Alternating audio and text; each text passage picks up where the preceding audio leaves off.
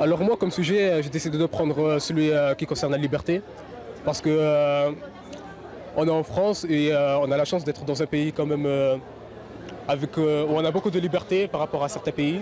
Du coup, c'est un sujet qui m'a beaucoup intéressé.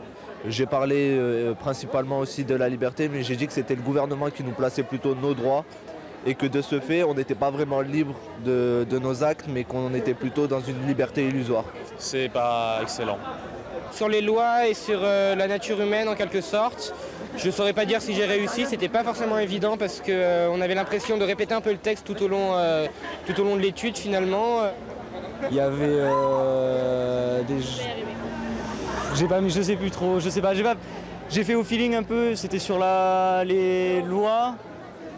Y a-t-il une loi dans la société?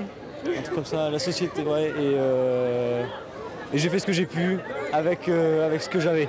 Le désir, parce que c'était celui que je connaissais le mieux, alors j'espère que ça va aller. Voilà. Je trouve que ça nous parle surtout. Quand on parle de politique, on n'est pas forcément touché énormément, tandis que le désir, c'est quelque chose qu'on voit tous les jours. Le désir de l'autre, les amourettes, les finances, tout ça, la quête de sens, notre orientation. Donc franchement, je trouve que ça nous fait une bonne inspiration. Je suis déçu. J'ai tout donné pourtant. Je fais ce que j'ai pu, mais j'ai pas eu le temps de finir. C'est de la philo.